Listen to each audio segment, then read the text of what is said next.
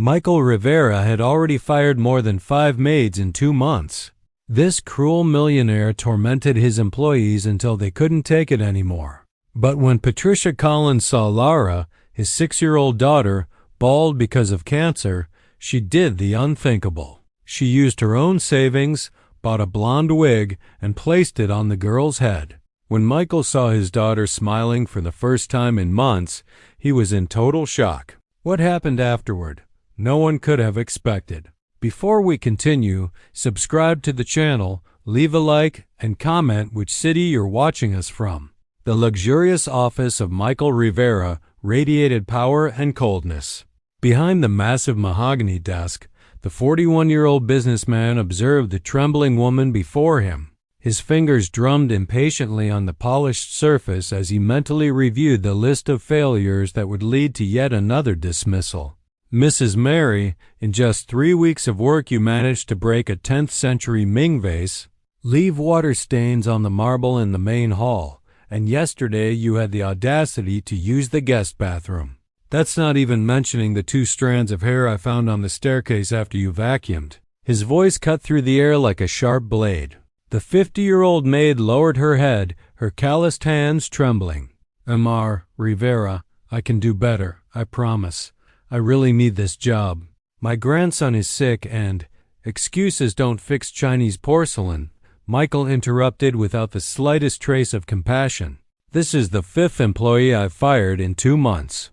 Apparently it's impossible to find anyone competent in this city. He stood abruptly, his imposing height casting a shadow over the shrinking woman. His impeccably tailored Italian suit accentuated his rigid, authoritarian posture. Every move was calculated to intimidate, every word chosen to wound. Your services are no longer required. Payment will be deposited tomorrow, with damages deducted, of course.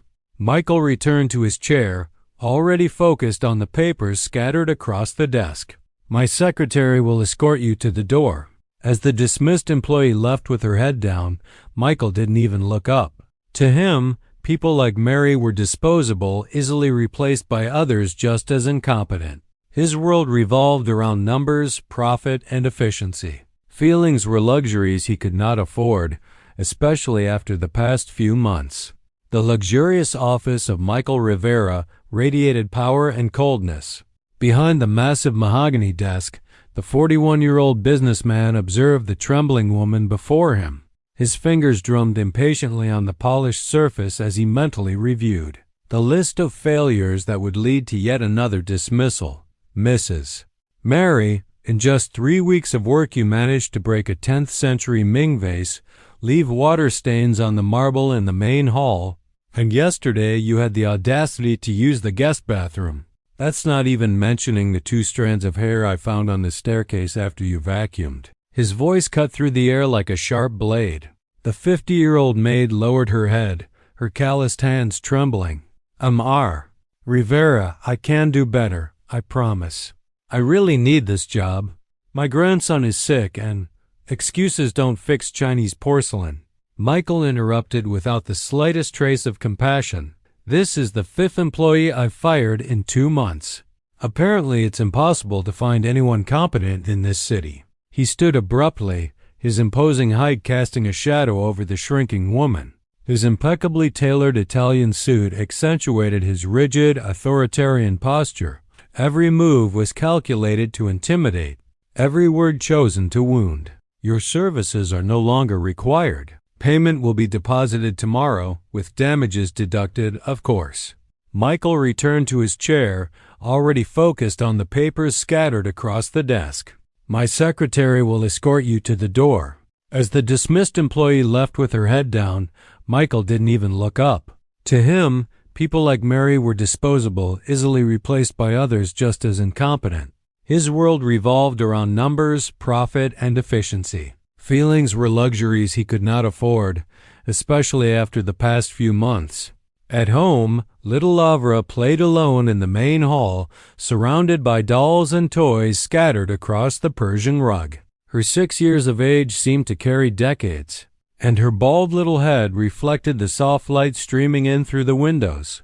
Chemotherapy had stolen her golden curls months ago, along with most of her childish joy.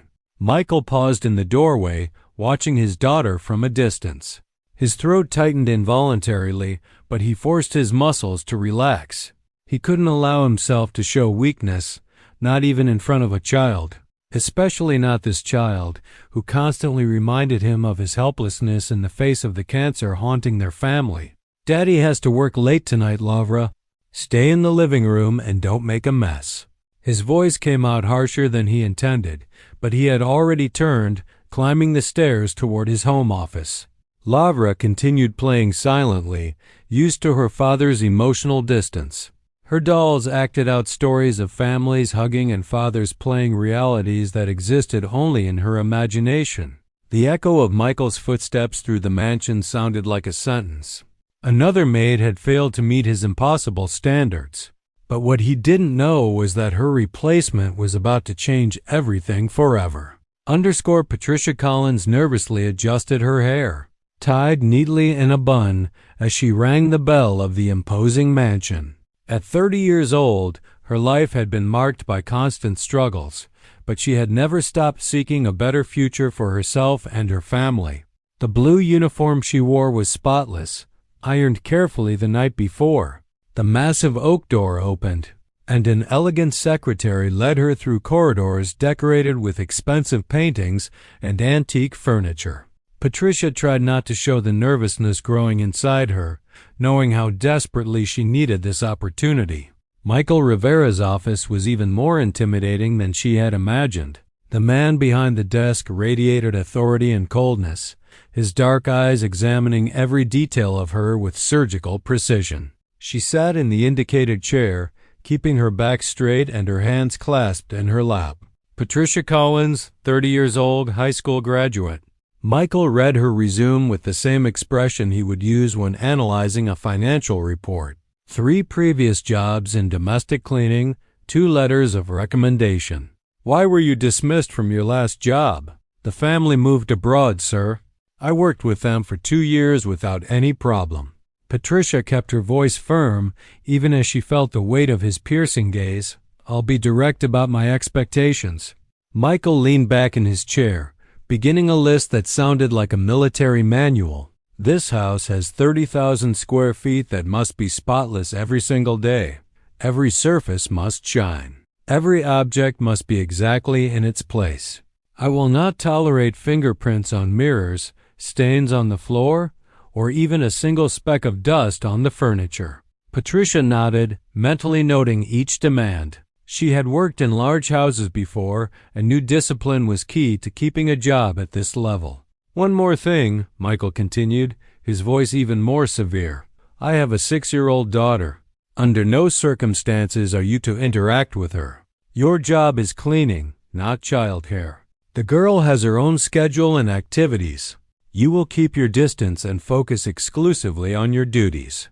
The instructions sounded strange to Patricia, who had always kept cordial relationships with the children of the families she worked for. But she needed the job, and no matter how rigid the rules were, they had to be respected. "I understand perfectly, Mr. Rivera.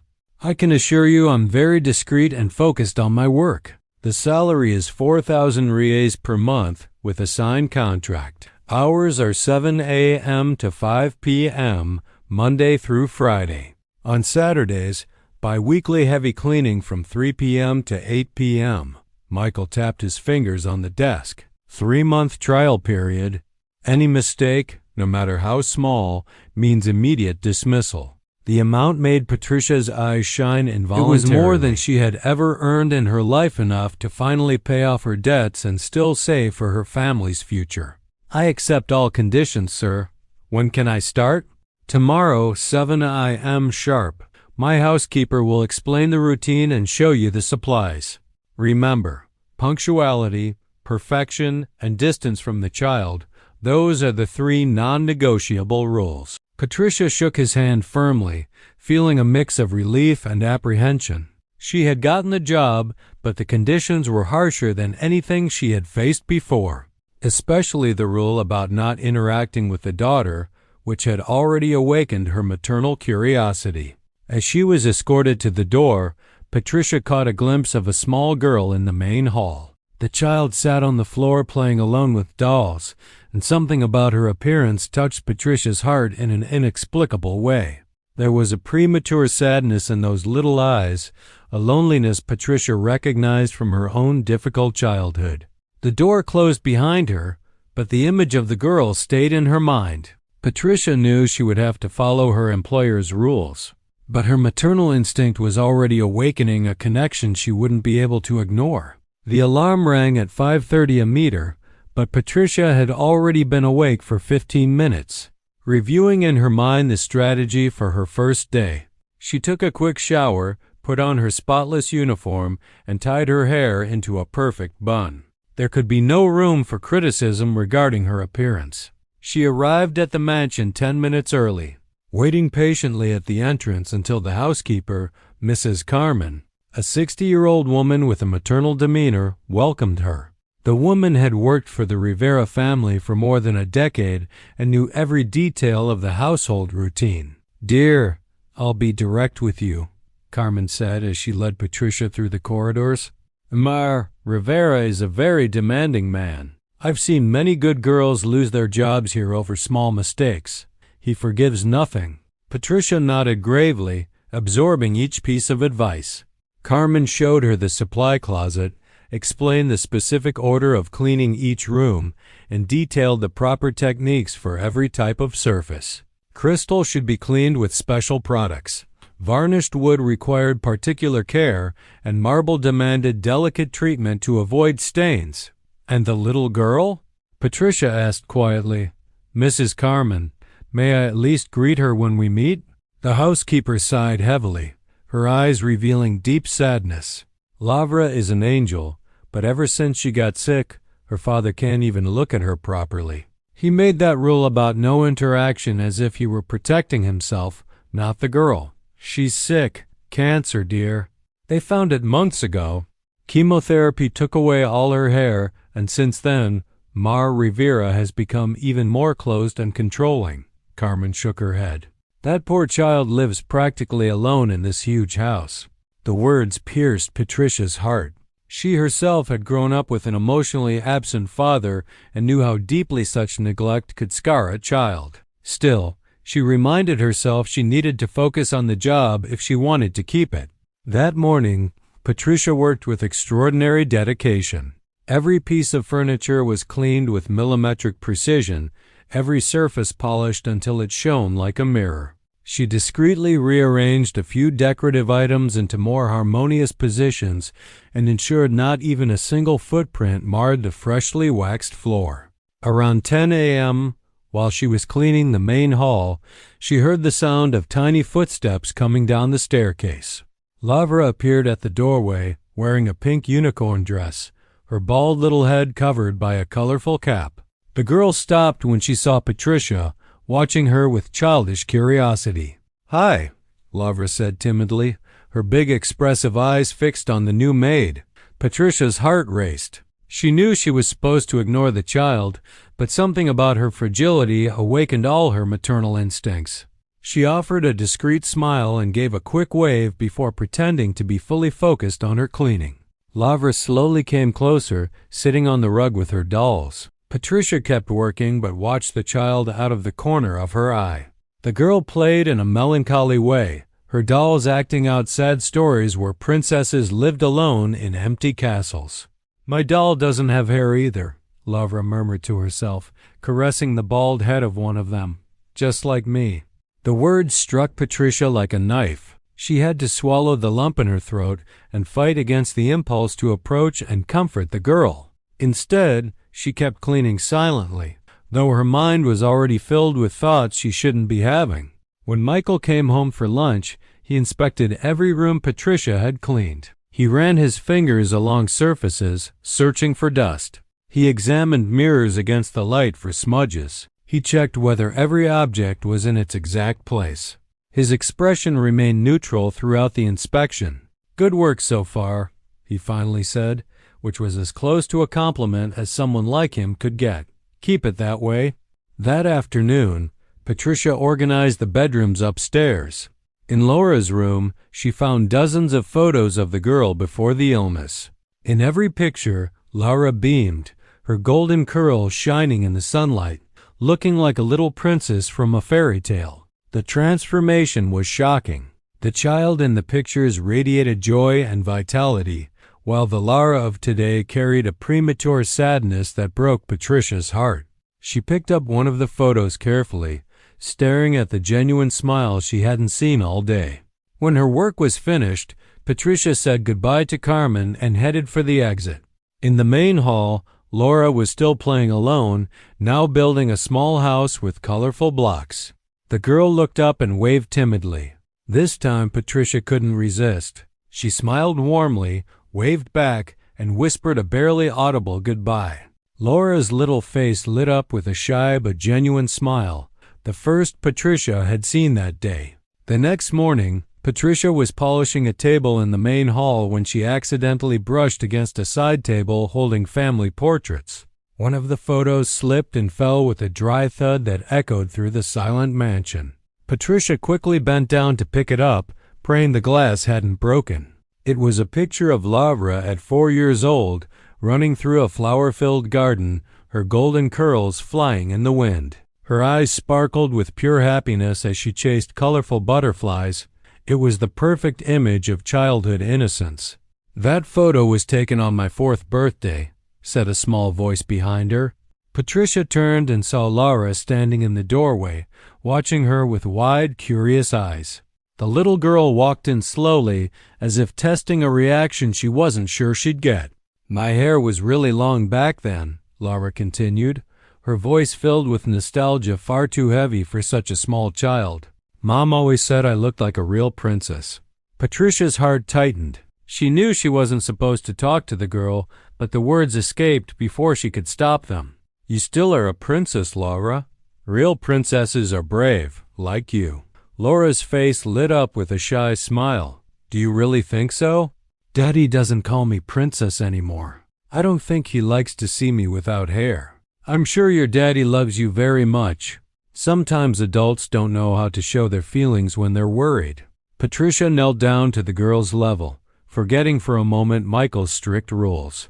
"I dream every night that my hair grows back and I can be a princess again. In my dreams, Daddy smiles at me and plays with me, like he used to." Laura touched her colorful cap unconsciously. "Do you think my hair will grow back pretty like before?" "I'm sure it will, sweetheart. And when it does, you'll be the most beautiful princess of all." Patricia felt her eyes fill with tears but kept her encouraging smile. "Can I tell you a secret?" Laura leaned in, lowering her voice as if sharing something important. "I kept a lock of my hair before they cut it all. It's in a little box in my room. Sometimes I look at it and remember what it was like to be normal." The word normal, coming from a 6-year-old, was like a stab to Patricia's chest. She was about to respond when she heard heavy footsteps in the corridor. Michael had returned from his office earlier than usual. "Laura, what are you doing here?" His voice cut the air like a cold blade. His eyes moved quickly from his daughter to Patricia, who was still kneeling with the photo in her hand. "I was just—" Laura began, but the look on her father's face silenced her instantly. "You," Michael pointed an accusing finger at Patricia. "I was very clear about the rules. What is the meaning of this conversation with my daughter?" Patricia stood quickly, putting the photo back in place with slightly trembling hands. "Sir, I apologize. The picture fell while I was cleaning and the girl appeared. It wasn't intentional. Intentional or not, it was a direct violation of my instructions." Michael stepped closer, his intimidating presence filling the room. "Laura, go to your room now." The girl obeyed, head down, but before leaving she turned back to Patricia. "Thank you for telling me I'm still a princess," she whispered before running upstairs. The silence that followed was heavy with tension. Michael stared at Patricia with burning eyes, clearly struggling to control his anger. His fists clenched at his sides, and she could see the vein throbbing in his forehead. "This is your first and only warning," he said at last, his voice low but charged with threat. "One more conversation with my daughter, no matter how small, and you will be fired immediately. Is that clear?" Perfectly clear, sir. Good. Finish your work and leave. Tomorrow I expect you to have forgotten that a child even exists in this house." Michael left the room with heavy steps, leaving Patricia alone with her conflicting thoughts.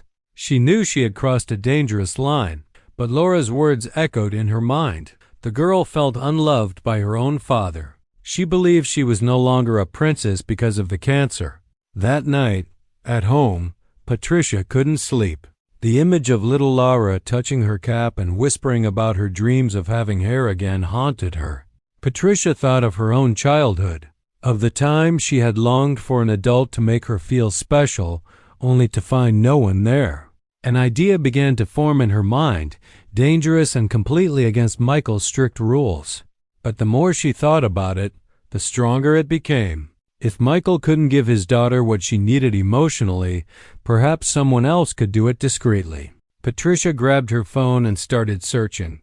Children's wigs, prices, styles. With her first paycheck, she could buy a beautiful blonde wig for Laura, just like in the old photos.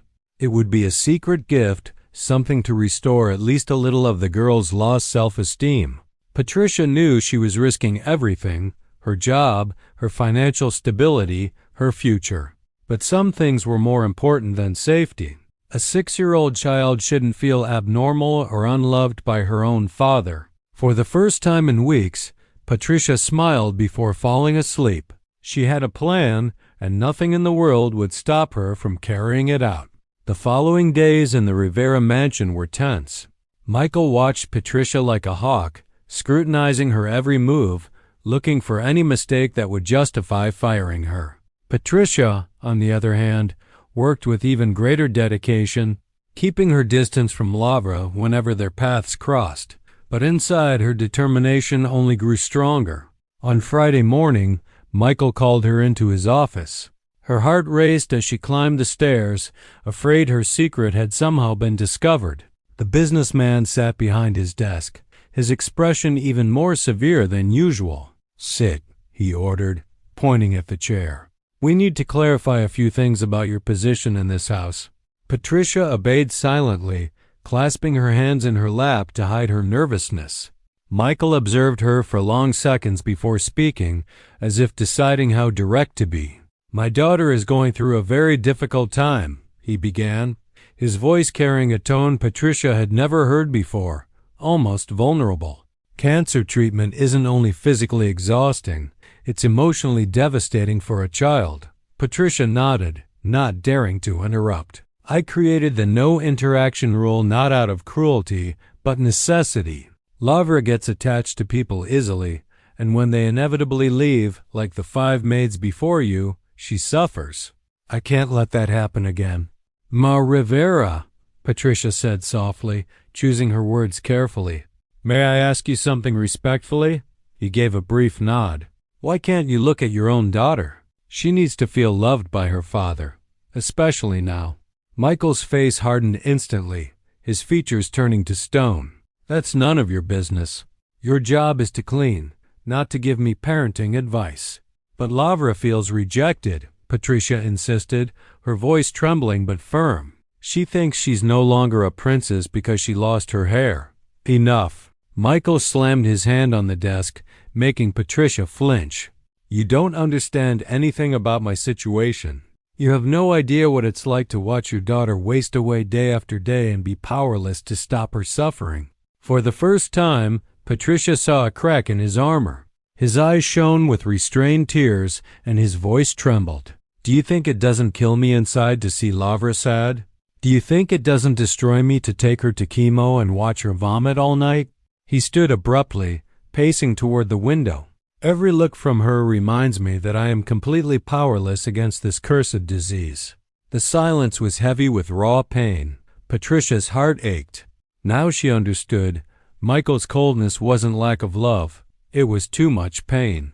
"Ma Rivera," she said gently, "running from the pain won't make it disappear. But your daughter interprets your distance as rejection." He turned to her, his face showing a vulnerability he rarely allowed anyone to see. "How can I look at her without falling apart? How can I be strong when I feel destroyed inside? Laura doesn't need you to be strong all the time." She needs you to be there, fighting alongside her." Patricia stood, cautiously taking a step toward him. "When my father pulled away during my own difficult childhood, I thought it was my fault, that I wasn't worthy of love." Michael closed his eyes as if her words physically hurt him. "This is your last warning," he said finally, his voice professional again, though no longer as cold. "Stay away from Laura. Not because I don't care, but because I care too much. I can't risk her getting hurt even more. And what if I could help her without creating false expectations? What if I could do something small, something to bring her joy?" Patricia risked asking. "Like what?" he demanded. "Something that would make her feel beautiful again, special, like a real princess," Patricia answered, her voice steady. Michael studied her intensely, as if trying to decode her true intentions. "You have 1 week to prove you can work here without causing problems. If I see the slightest sign of emotional involvement, you're fired. I understand perfectly." "And Patricia," he added, as she was about to leave, "any gesture, no matter how small, must be approved by me.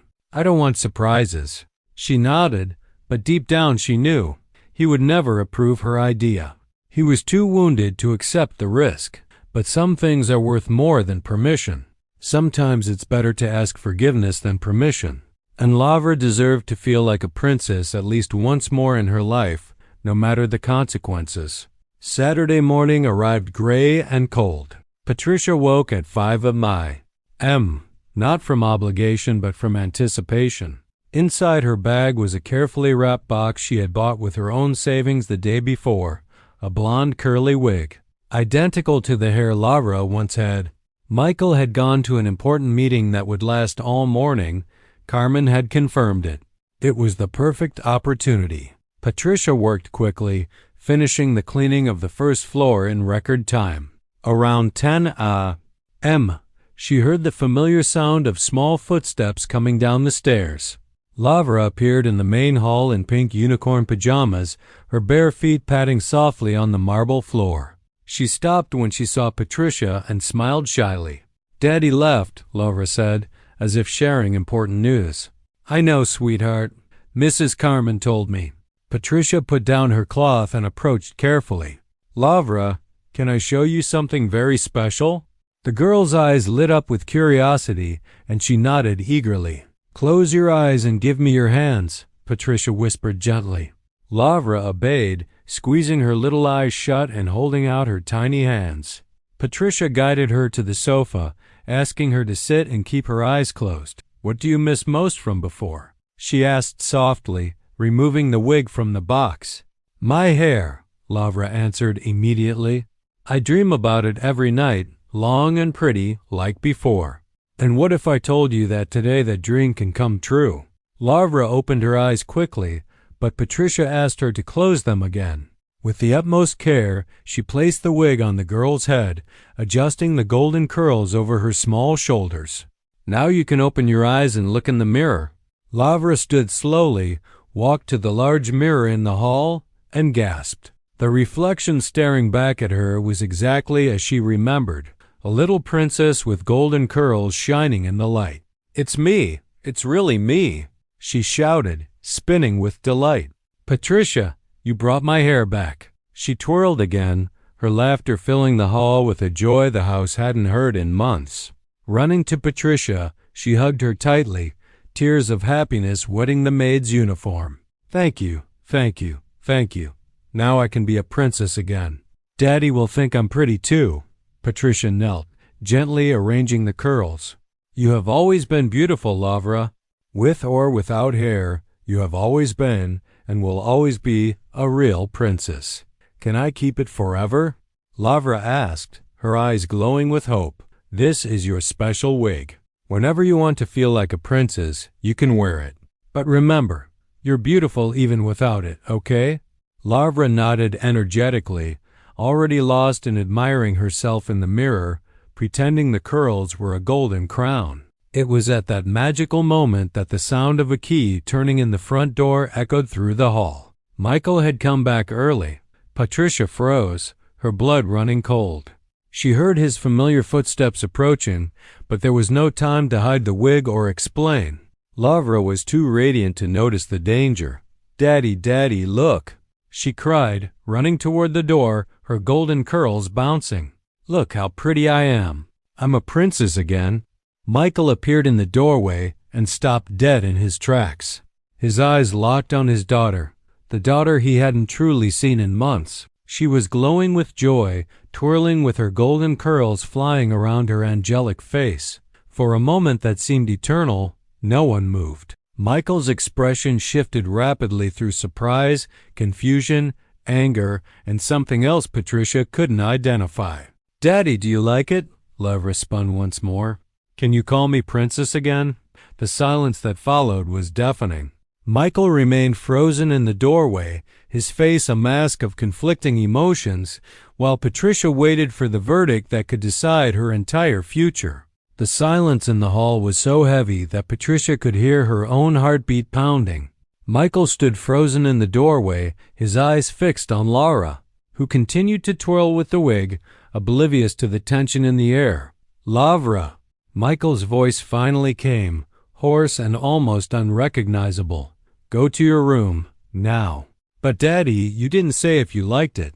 Lavra stopped spinning, her joy fading at the coldness in his voice. "Don't you think I look pretty? Go to your room." Each word was pronounced with glacial precision. The little girl flinched and looked at Patricia as if seeking protection, but Patricia stood pale and silent, paralyzed by fear. Lavra lowered her head, her small shoulders slumping in defeat, and walked slowly up the stairs. The wig, which moments ago felt like a crown, now seemed heavy on her tiny head. When her footsteps faded, Michael closed the door behind him and stepped into the hall. His movements were controlled, but Patricia could see the fury in the taut muscles of his body. "You," he began, his voice low but seething with rage. "You directly disobeyed my orders." "R. Rivera, I can explain." "Explain what?" he exploded, his voice echoing through the mansion. "Explain how you deliberately violated every rule I set? How you disrespected my authority in my own house?" Patricia instinctively stepped back, but forced herself to keep her gaze steady. "I saw a child suffering. I just wanted to help." "Help?" Michael laughed bitterly. "You think you're helping by creating illusions she can't sustain? What happens when the wig comes off? When reality sets back in?" "The reality," Patricia shot back before she could stop herself, "is that your daughter feels ugly. She feels rejected by her own father. She needed to feel beautiful again, if only for a moment." "You know nothing," Michael roared, stepping closer, his presence overwhelming. "You don't know what it's like to look at your daughter wasting away day after day and be completely powerless. Then do something." Patricia's voice broke, her fear dissolving into desperate courage. "Be there. Show her that you love her, no matter what she looks like. Lavra doesn't need a wig to be beautiful. She needs her father. And who are you to tell me how to care for my own child?" His eyes burned with anger. "A maid, thinking she can fix complex problems with simple gestures?" "I'm someone who knows pain when I see it," Patricia said firmly, her voice trembling but steady. "I'm someone who grew up with a father who pulled away when I needed him most. And I know what that does to a child." Her words hit Michael like a blow. He stepped back slightly, something shifting in his expression. "You don't know anything about my situation," he muttered, but the fury in his tone had softened. "I know enough," Patricia whispered, tears welling in her eyes. "I know that Lavra thinks you don't love her anymore because she lost her hair. I know she feels ugly, unwanted. I know she dreams every night of being your princess again. And I know you're so afraid of losing her that you've already lost her emotionally." Michael turned abruptly, striding toward the window, his shoulders tense as if holding back a storm inside him. "She was so happy," Patricia continued softly, her voice breaking. "For the first time since I've been here, I saw Lavra radiant, truly radiant. And now she'll be even more devastated when you tear that joy away from her." From behind, Michael's voice came, harsh but trembling. "The fantasy doesn't have to end." Patricia froze, stunned. She doesn't need the wig to feel special, she pressed. She needs you to remind her she is special, with or without hair. She needs you to call her princess again. It was then that a small voice came from the doorway. Laura was standing there, still wearing the wig, her eyes red from crying. She had obviously heard part of the argument. "Daddy," she whispered, her voice trembling, "don't you love me anymore? Because I don't have real hair?" The question struck Michael like lightning. He turned slowly, facing his daughter. Her little eyes were filled with pain and fragile hope. For a moment, father and daughter stared at each other across the abyss of silence that had grown between them. "Lavra, Michael began, but the words caught in his throat. "Please, Daddy," Laura whispered, stepping closer. "Can I still be your princess, even without real hair? Please, don't send me away." Her last words came out as a broken plea that shattered what was left of Michael's defenses. He dropped to his knees in front of her, tears finally breaking free. "Lavra, my love, I could never stop loving you. Never." His voice shook violently. "You will always, always be my princess, with or without hair, always." Lavra threw herself into his arms, and for the first time in months, they embraced truly and completely. Michael held her tight, as if afraid she might vanish, whispering broken apologies into her ear. Patricia stood in the background, tears streaming down her face. She had risked everything for this moment, but she knew it had been worth it. That night, long after the mansion had gone silent, Michael sat awake in his office, staring into the darkness through the wide window.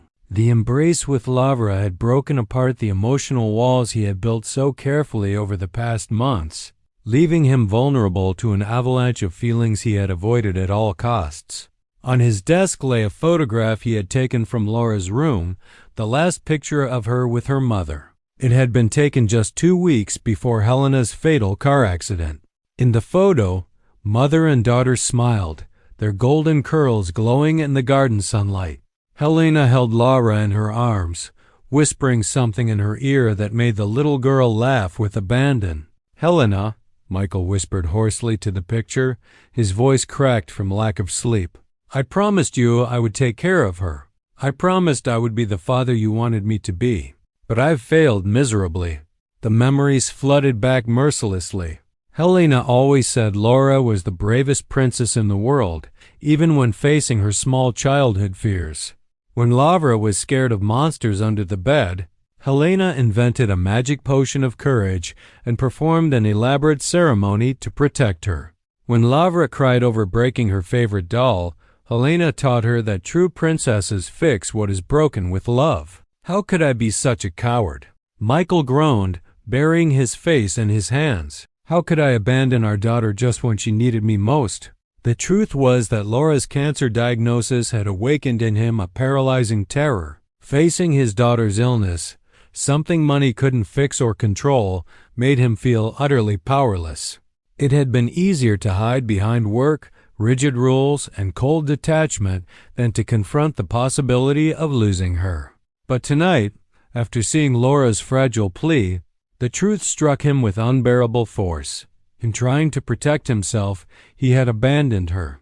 Unable to sit still any longer, Michael wandered through the silent corridors until he reached Laura's bedroom.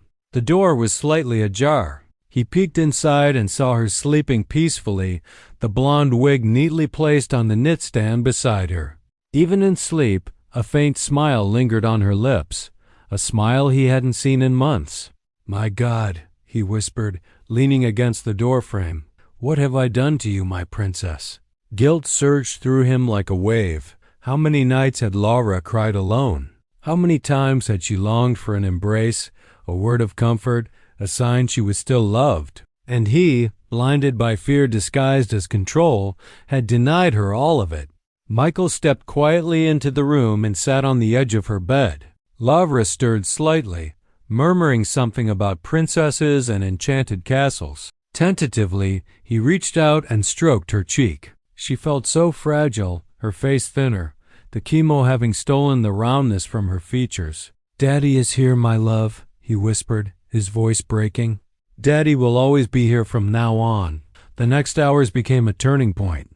Michael went back to the main hall and sat on the same sofa where Patricia had placed the wig on Laura earlier that day. He replayed the scene in his mind, his daughter laughing, spinning, radiant with joy. For the first time in months, she had been truly happy. Patricia had been right. Laura didn't need a wig to be beautiful, but she needed to know she was loved. And Michael had failed to show her that. When dawn came, he had already made several decisions. First, he would cancel all unnecessary meetings to spend more time with Laura. Second, he would seek a child psychologist specialized in pediatric cancer to learn how to support her emotionally. And third, he would apologize to Patricia. She had done what he hadn't had the courage to do, and he couldn't ignore that. At 7 a.m., when Patricia arrived for work, she found Michael waiting for her in the main hall. He looked visibly worn, with dark circles under his eyes and wrinkled clothes, as though he hadn't slept at all. "Patricia, I need to speak with you," he said, his voice completely different from his usual authoritarian tone. She straightened her shoulders, ready for the dismissal she was certain would come. "Mr. Rivera, I accept the consequences of my actions. I know I disobeyed your orders, and I want to apologize." "You don't need to apologize," he interrupted, his words dropping like stones into the silence. Patricia blinked in disbelief, certain she had misheard. "You gave my daughter what I should have given her months ago. You gave her back joy, the joy my cowardice had stolen." Michael stood, but didn't step closer, keeping a respectful distance. Laura was right yesterday. She truly looked like a princess. And more importantly, she felt like one. His eyes softened, filled with a mix of pain and gratitude. "You risked your job, your stability, everything, just to make a child happy. Meanwhile, I've been punishing my own daughter for something she can't control, simply because I was too afraid to face my own pain." He turned toward the garden, where Laura used to play before the illness. "I want to make a deal with you, Patricia. I want you to help me be the father Laura deserves. To see her as the brave princess she has always been, with or without hair." When he faced her again, there was something new in his eyes, vulnerability, but also determination. "In return, I'll give you a 50% salary increase, and I promise I will never again forbid you from interacting with her." Patricia felt tears well up. The change in him was visible, genuine. "I accept, sir," she whispered, then added softly, "but on one condition." "What is it?" "That you start calling Laura Princess again, and that you do it today." For the first time since she began working there, Michael smiled. "Agreed." At that moment, small footsteps echoed down the stairs. Laura appeared in the hall, already dressed but without the wig. She looked between her father and Patricia, uncertain, as if afraid the magic of the day before had vanished. "Daddy," she said timidly. Michael immediately dropped to his knees, arms wide open. "Good morning, my brave princess." The smile that lit Laura's face was brighter than any wig could provide. She ran into her father's arms, and this time he didn't let go. Patricia watched, her heart overflowing with joy, knowing she had helped repair something that once seemed irreparably broken. 3 months had passed since the day of the wig, and the Rivera mansion was no longer the same. What once had been a silent mausoleum now echoed with laughter, playful chatter, and the music of father and daughter's games. Michael had canceled unnecessary trips, reorganized his agenda, and discovered that he could manage his businesses far more efficiently when he had a true reason to come home. On a Saturday morning, Patricia arrived for her shift and paused at the doorway, smiling at the scene before her. In the main hall, Michael sat on the floor in jeans and a t-shirt, while Laura, wearing her beloved golden wig, pretended to be a hairdresser, fixing her father's hair with colorful toy combs. "Daddy, you have to stay very still so I can make a beautiful hairstyle," she instructed with the seriousness of a professional, dividing his hair into uneven sections and clipping them with butterfly pins. "But Princess," Michael teased, "I'm already handsome enough to be your royal assistant," Laura giggled. "Not an assistant, Daddy. You're the king of the castle. But every king needs a good hairstyle to rule the kingdom." Patricia's chest warmed as she watched them. The transformation in both was remarkable. Lavra had regained not only her natural joy, but also a newfound confidence that radiated from every gesture. And Michael, the once cold, distant man, had discovered that being vulnerable didn't make him weak. On the contrary, it had given him the strength to connect with his daughter in ways he had never imagined. "Good morning, everyone," Patricia greeted as she set her bag on the entry table. "Auntie Patricia," Lavra shouted, running over to hug her, the wig bouncing as she moved. "Look how pretty Daddy is. I made 3 buns and 2 ponytails." Michael stood up, showing off the wild hairstyle proudly. "I'm considering wearing this to my next board meeting. What do you think, Patricia?"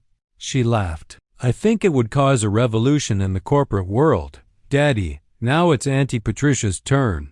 Lavra clapped her hands excitedly. "She's going to look beautiful with princess braids." Moments like these had become routine. Not only did Michael allow Patricia to be part of Laura's daily life, but he also encouraged it. He had realized that Patricia's maternal perspective brought something precious into the little girl's world, a love that complemented his own. "Patricia," Michael said suddenly, his tone shifting to something more serious. Lavra immediately noticed and held his hand tightly. In recent months, she had learned not to fear these serious conversations, for they often brought good surprises. "Lavra started a new round of chemotherapy last week," Michael said softly. "The doctors are optimistic. The tumors are responding better than expected." Relief colored his voice. "But more important than her health progress is this: she is emotionally stronger, more confident. And most of that is thanks to you." Patricia felt her eyes fill with tears. Rivera, you only changed our entire family," he interrupted gently. "And for that, I have a proposal."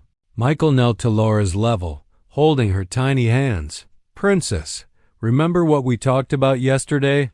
Do you remember the decision we made?" Lavra nodded eagerly, her eyes sparkling with the weight of a shared secret. "Auntie Patricia," she said solemnly, "do you want to be part of our family for real?" Patricia blinked in confusion, glancing between father and daughter. "What do you mean, sweetheart?" Michael stood, visibly nervous, and walked toward her.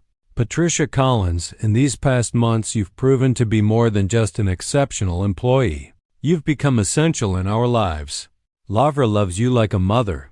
And he paused, inhaling deeply before continuing. "I've fallen in love with you.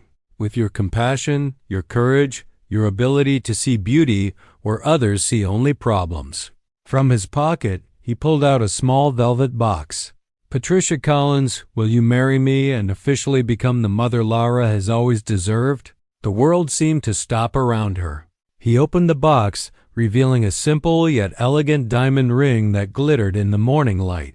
Lavra jumped up and down beside her father, her eyes glowing with hope. "Say yes, Auntie Patricia, please. Say yes." Patricia looked at them. A man who had completely transformed for the love of his daughter, a little girl who had fought her battles with the courage of a princess, and herself, a maid who had risked everything just to bring back a child's smile. "Yes," she whispered, then said louder, her voice filled with emotion. "Yes, I accept." Michael slid the ring onto her finger, his hands trembling slightly, while Laura squealed with joy. Hugging them both so tightly they nearly fell onto the sofa. "Now we're a real family," Lavra sang, twirling across the hall, her golden wig bouncing. "And I have 2 parents who love me." Michael held Patricia close and whispered in her ear, "Thank you for teaching me that love isn't about control or protection. It's about being present, about having the courage to hurt if that's what it takes to make someone happy." Patricia's tears fell freely as she replied, "And thank you for showing me that change is possible, even for a man who once seemed unshakable." As they watched Laura spin with pure joy, both knew this was only the beginning of the greatest adventure of their lives. 2 years later, the Rivera Mansion's garden was unrecognizable. Decorated with white and golden flowers, it looked like a fairy tale setting for the most anticipated wedding of the city. Guests settled into elegant chairs arranged neatly on the grass, but all eyes turned to the small figure walking gracefully down the aisle. It was Lavra, now 8 years old. She radiated light in her pink princess-style dress, chosen personally for the occasion. Her hair had grown back, thicker and shinier than ever, forming golden curls that bounced with every step. In her tiny hands she carried a basket of rose petals, which she scattered along the path with the seriousness of someone fulfilling the most important mission in the world. "Mama Patricia will be the most beautiful bride in the universe," she whispered to herself, repeating the line she had practiced for weeks. At the end of the aisle, Michael stood tall in a navy blue tuxedo, his hands trembling with nerves and joy. At 43, he was no longer the cold, rigid man Patricia had first met. His eyes sparkled with genuine happiness, and his presence radiated the calm strength of someone who had finally found his true purpose. When the wedding march began, everyone rose to their feet. Patricia appeared at the entrance, radiant in a simple yet elegant white gown. Her hair was styled in a romantic bun, adorned with tiny white flowers. At her side walked Carmen, the loyal housekeeper who had become a mother figure to Patricia and a grandmotherly presence to Lavra. Patricia's heart pounded as she walked toward the altar, recalling the extraordinary journey that had brought her here. Just 2 years earlier, she had been a maid desperately looking for a job. Now, she was about to marry the man she loved and adopt the little girl she already considered her daughter. Lavra had endured 6 more months of chemotherapy, but with Patricia and Michael by her side, she faced each session with courage that astonished even the doctors. The treatment had been a complete success. 8 months ago, doctors had declared her officially in remission. Her golden curls were proof of her recovery, shining under the garden sunlight as she stood proudly as Flower Girl. The ceremony was simple but deeply emotional. When it came time for the vows, Michael turned to Patricia, his voice trembling yet steady. "Patricia, you taught me that real love isn't about control, it's about the courage to be vulnerable. You saved not only my daughter, but me as well. I promise to be the husband you deserve and the father Lavra will always need." Patricia wiped her tears before replying, "Michael, you showed me that it's never too late for a family to be transformed by love. I promise to love you both unconditionally through the good days and the hard ones." The officiant declared them husband and wife, but before Michael could kiss his bride, Lavra dashed forward. "Group hug," she shouted, wrapping her arms around both of them. The crowd erupted in emotional applause as the three embraced in a tight family sandwich. "Now we're a family forever," Lavra shouted joyfully, her laughter echoing across the garden. At the reception, Lavra stole the spotlight again, insisting on giving a speech. Clutching the microphone with both hands, she spoke with the seriousness of a little adult. "When I was sick and had no hair, I thought I'd never be happy again. But Mama Patricia taught me that being a princess isn't about pretty hair. It's about having a brave heart and a family that loves you." There wasn't a dry eye among the guests. Later that night, after the celebration had ended, the newlyweds sat together on the garden swing. Lavra had fallen asleep in Patricia's arms, her golden curls glowing under the moonlight. "We did it, didn't we?" Michael whispered, slipping his arm around his new wife. "Yes, we did," Patricia replied softly, kissing Laura's forehead. They had discovered that true miracles weren't in grand gestures, but in the daily choice to love without conditions, to be brave when fear loomed, and to believe that every person deserves a second chance at happiness. A story that had begun with firings and despair had turned into a powerful testimony that true love can heal any wound when compassion triumphs over fear. And so, Patricia, Michael, and little Lavra built a family not of perfection, but of courage, transformation, and unconditional love, the kind that changes destinies forever.